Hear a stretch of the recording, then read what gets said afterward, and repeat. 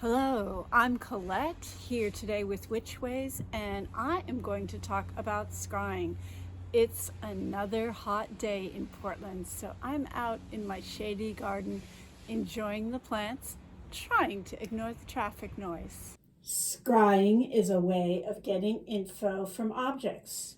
You can use a reflective surface like a mirror or a bowl of water, or often a pool of water was traditionally used, especially a dark pool of some kind. Crystal balls have been used by many cultures.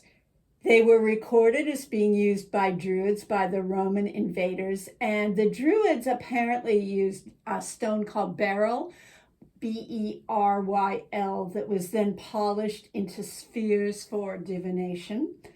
They were used during the medieval times by women of high status, attached to their belt by wire as a sign of their connection to divinity.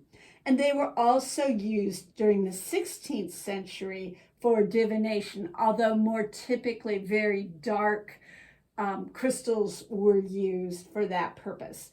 Most commonly, what we think of today is what I have here, a crystal ball, and comes from the quote unquote gypsy stereotype. And I put that in quotes because gypsy was and is a pejorative term. Rom or Roma is more properly used today.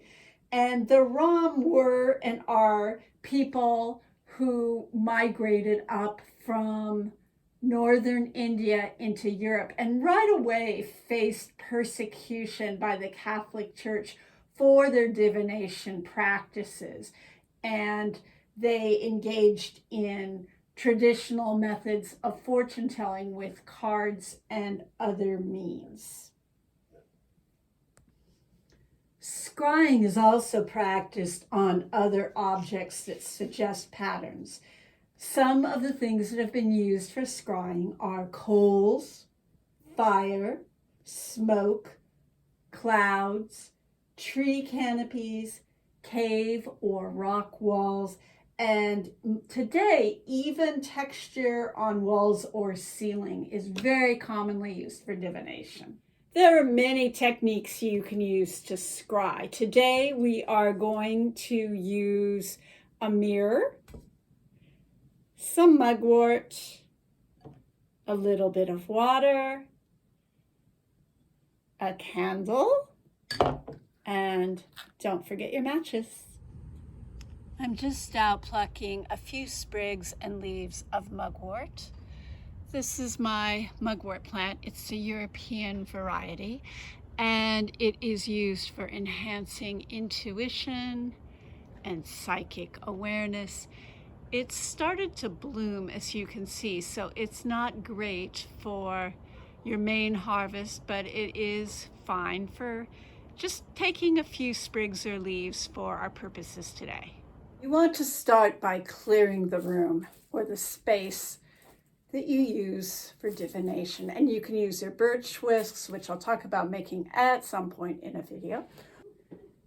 You can also, of course, burn herbs in your cauldron. And today I am using a few leftover lavender stalks, some rosemary, and just a pinch of mugwort because we're doing some divination work to help enhance the process.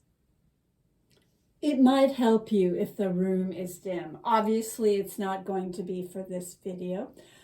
I've placed my cloth down, and I like using dark cloth. And then just take a moment to ground and center yourself. I prefer to cast a circle whenever I'm doing any kind of scrying or divination work. And if you work with guides, now is a good time to call them in. You can do this technique with a specific question or asking for general info. First, start by placing your mirror down on the cloth.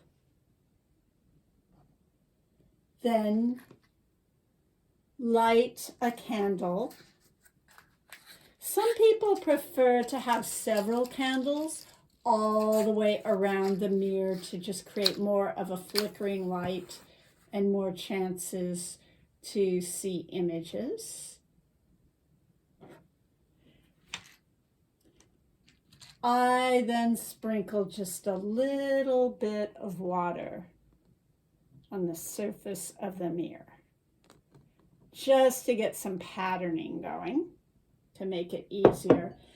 And sometimes I'll do that with a little mugwort stem to just pull the mugwort energy in a little bit, since it's so helpful. And then I just place some mugwort sprigs around the mirror. And I have 5 here, but you can use any number that you choose. Soften your gaze and your focus. Try to move yourself into a daydream-like state. And it's helpful to stand back a little bit from the mirror so that your image isn't necessarily reflected, but you can see the patterns. And it's also helpful to try moving the candle around the mirror. Sometimes that helps create patterns, sometimes not. Then, as you gaze into the mirror, try and see shapes in the water droplets and the patterns of the water on the mirror.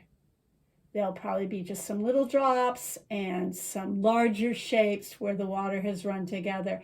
And then just use your childlike imagination to just make those shapes into objects. And if you can, in the moment, notice what they remind you of. When you feel like you've seen all that you can, douse the candle. And then take your mugwort off of the mirror and dispose of it. And clear your mirror by running it underwater. I wanted to talk a little bit more about supplies. I like to use edgeless mirrors. I have a really large round one that I use, that I took off of an old bureau, and this one came from a craft store. You can also order them online, and you can even find really tiny portable ones that are about 2 to 4 inches across. Spend some time after writing down your visions and what you saw, and doing a little bit of free association about what they might mean to you and what the images look like. If you're not sure what they mean, wait and just review them later to see if they have meaning for you in hindsight. Over time, you will discover what various images mean to you. You can also just use a bowl of water in a darkened room with a candle behind it so that it sets a glow up in the water, and then stare into the glow and try and get some images. I'm going to go outside and harvest some herbs since it's summer and everything is at its peak. I want to do that before it gets much hotter. But I wanted to thank you all so much for watching and joining me today. I hope this video was helpful. Please like, subscribe, tell your friends, and journey safely and be well.